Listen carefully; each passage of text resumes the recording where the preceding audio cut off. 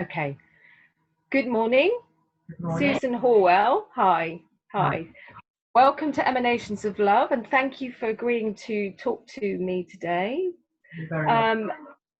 I understand, and I've actually read your book, A Stranger in My Own Skin, your personal experiences of going through the menopause, which you're currently updating, I believe. Yes, yes, I am. Did you want to say a bit about the book? Yes, so the book is A Stranger in My Own Skin. It's about my journey through the menopause. I had a breakdown because of the severe imbalance in my hormones. But I recovered without any pharmaceuticals at all. Right. So it's really my book to help other ladies at that what can be a really challenging time. Okay. So, what period was that, Sue? How long ago was that? It was about 1990. No, it wasn't 1990. It was about 2005, something like that. Okay. And how did it physically manifest in your life, the breakdown? It was so. I was obviously very. We were going through a lot of stress at the time, so we moved to France. We've moved 4 times in a year. We were hoping to settle there, and then the circumstances weren't going to allow us to do that. So we sort of came home. Meanwhile, I was putting on weight, like bulking out, and no matter how little I ate and how much exercise I did, nothing was shifting it. And we came back home to Cornwall, and I just sort of got back onto the hamster's wheel and just kept going and going and going. And I was starting to feel like really, it was like a build up to a panic attack, but actually it wasn't. It was more than that. It was like an overwhelming sort of feeling of being out of control of my own emotions, really. And obviously, being quite a strong character, I was sort of like fighting against it and thinking, I just need to get to Christmas. I'll be fine when I just get here and just get there. And I got to Christmas, I got to day after Boxing Day, I think, and then I think I just sort of let go. And I had this overwhelming shaking. I couldn't get into bed. I didn't know what was happening to me. I was crying, but I couldn't explain what was happening. It was just a really scary place to be. Yeah. And it's sort of, I went to the doctors and they said, well, initially I said, this, I feel that this is my hormones and I wanted a test. Yeah. They reluctantly did it, and they offered me antidepressants. And I said, I'm not depressed. I don't want antidepressants. Yeah. They offered me counselling, which I thought, okay, well, I'll have counselling and just see if that will help. It did do the blood test, and it did come back that there was nothing wrong with my hormones. But obviously, later on, that proved to be wrong, which very often tests can be wrong if you do not take them at the right time. It's a bit like when you have a thyroid imbalance. Okay. I believe that if you don't get it, so you don't have the test at the same time, it can not trigger the result. Okay, so it doesn't show a true result. So do you mean in part of your cycle, at the correct time within your cycle, or? I just been let, I just think it was, yes, in your cycle, whenever, because you Okay. And it's just a known factor that they're not always correct, Yeah. the tests. Okay. Yeah. Yeah. So you had to persevere then. What did you decide to do? You had counselling. I had counselling, but which to a certain extent sort of briefly helped me. But the guy was, I'd had one lot of counselling, I think, previously to that, which was just like perhaps a one session thing years ago when I was in a difficult situation, shall we say. And I sort of knew what good counselling and bad counselling was, because part of my healing training was taking in counselling as well. Okay. And the guy started asking me inappropriate questions and telling me what to do. And I had alarm bells ringing. So I approached the GP and asked if I could change the counsellor. Yeah. She said, "Oh, I don't know. I'm not sure that can happen." Which I thought, "Well, hang on a minute. This is me. I'm the patient. Why can't this happen?" Anyway, I'm still waiting. So that's 15 years ago, and I'm still waiting for them to change the counsellor. Okay. Right. Okay. I just said I won't have any more until they can change the counsellor. What worries me about that a person with less strength, maybe. Yeah. Of a knowing that, if somebody hadn't had any counselling before and thought that was right. Did you feel you were being directed? Yes. Okay. Yeah. Yeah. So that wasn't going to work. Yeah. No, so that wasn't going to work. So that was that. That was two of the truths. That was it. I finished that. So really, there I am in a boat in the middle of a big ocean, on my own, trying to fight against what was going on in my mind. Yeah. Because there was lots of physical things that go on with the menopause. Obviously the weight gain. No matter what you're doing, and obviously if you're worrying about that, the stress of that is causing your cortisol levels to be much higher, so you can't, you're not, it's a catch-22 sort of situation. Were you managing to carry on with the day-to-day, though, at that point? No. I couldn't drive myself to the counselling. I couldn't go out in the car. Right. At one stage, I could barely get to the washing line. I was so exhausted, but not being able to sleep either. Just sitting and being was sometimes, too much. Right. Okay. I couldn't plan what I was going to be doing at the end of the day. I had to just take every little 5 minutes as I could. Yeah. That's all I could do. I couldn't. Could you describe your symptoms then? So you had mental exhaustion, a lack of clarity. And like what they call a depersonalization, which is when you're so anxious that you feel like you're in a bubble. You can hear yourself talking, but you're not grounded enough to know that it's sort of you, if you understand what I mean. Everything is like magnified. Right, yeah. Yeah. You can hear your voice, you can hear yourself talking, but you don't realise it's you. If you understand what I'm saying, it's like that overwhelming, you're walking around a bit like in a trance. Okay. Yeah. So that's really unsettling. Overwhelming thought patterns that you've got. You're wanting to get out of this. It wasn't that I wanted to take my life. It wasn't that. But it was I wanted to stop this, and I didn't know how I was going to. And what I was really wishing was that maybe somebody could just take me somewhere and put me to sleep for a couple of weeks, and maybe I'd wake up and I'd feel better. It would all Restored. Yeah.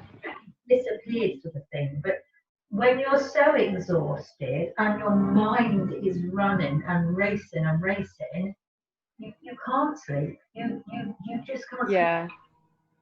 Yeah. So you'd actually connected it to you being in the menopause at this point, had you? You'd put the two, yeah, okay. After a long period of a stressful time and going into the menopause. I've had a lot of stress. The one thing the counsellor did say was obviously that was quite a lot of stress, moving to a country, you know, hoping to be moving 4 times within a year, and maybe a lot of doubt perhaps with situations I've been in previously, and just kept going. Okay.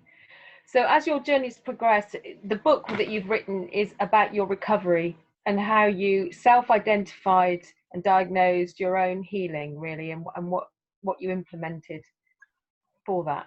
Yeah. It's a, you know, it's chapters that cover things. The book is not huge because when I was going through the menopause, there was a book that I had which was probably about this thick. And okay. telling me all about my ovaries. I didn't need to know about my ovaries. I needed to know. I was always going to recover. I could barely lift the book, let me read it. And it was overwhelming with sort of scientific stuff that I don't think ladies in that situation really need to know. They know how their body works biologically. So it was little tiny chapters that were easy to read, but after each chapter, I was inviting the reader to answer just a few little questions that maybe, you know, they can think about and elaborate on. So I'll just give you for instance, there's a book about support.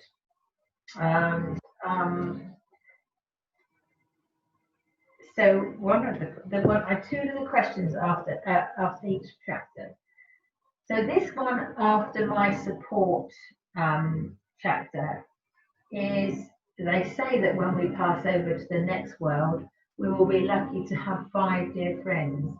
Who are yours and why? It makes you think about who you can truly rely on, because you know a lot of us have, you know, social media, and you know we have what they call these sort of people that are friends, but it's the ones that you can sort of truly rely, you know, truly rely on. And the other question was, are there friends that you would like to rekindle a friendship with? Maybe something that happened in the past and you know, you knew you could sort of rely on them, and you've lost touch. It encourages the reader also to it sort of probes you to write more that maybe help with your healing process. Because what I learned was, if you get to the menopause and there's situations in your life that you've not dealt with, and we're all good at it, we put it under the rug, and there's a bulge there under the rug, and then when we get to the menopause, it's there in all its glory for you to look at and deal with, and you think, "Oh, I thought I dealt with it, but we didn't. We put it under the rug in a safe place, but it comes out and bites you on the bum." Yeah, is that what you found? I found that, you know, anything that was a bit unhealed, was there, and it could no longer be kept suppressed or No. So you've got not only got what's happening to your body physically, emotionally, but you know, you've got unresolved issues. Yeah.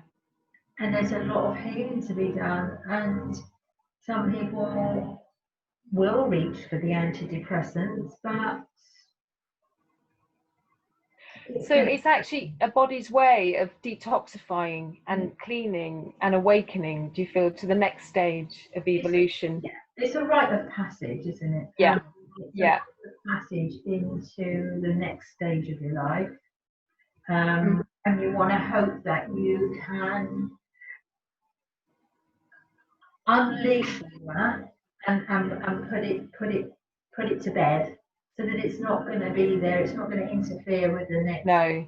next part of your life. Yeah.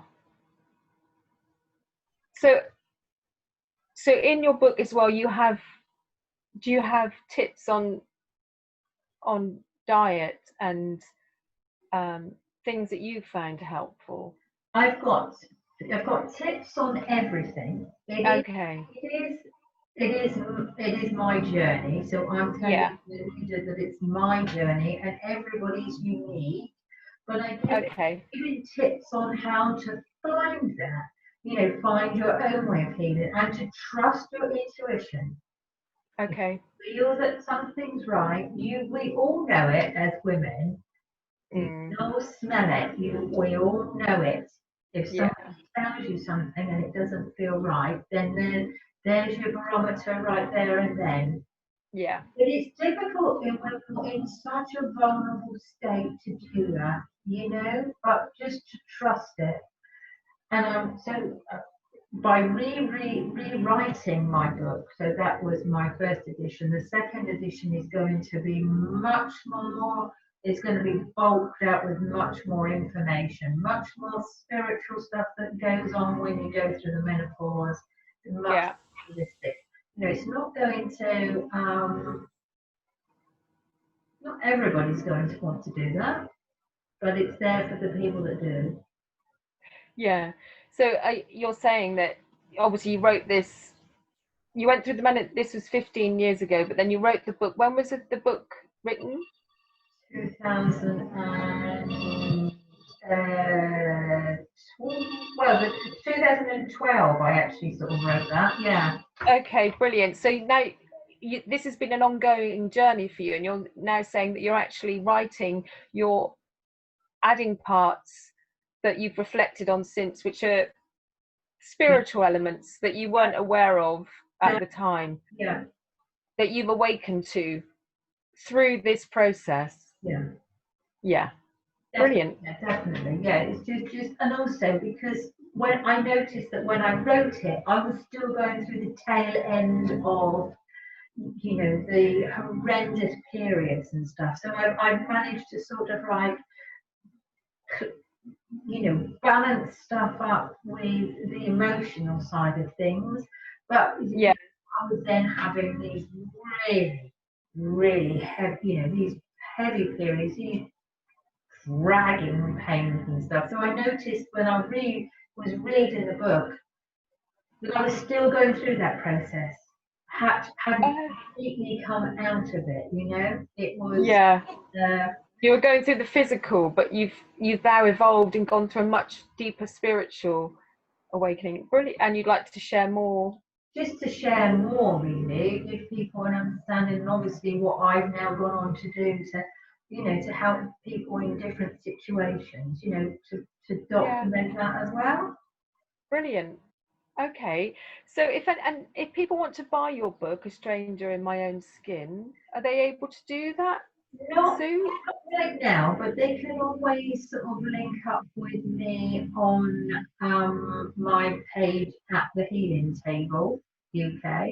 Which is on Facebook, and is that a website and Facebook? Yeah. It's just Facebook and Instagram, so it's at the Healing Table UK. Okay.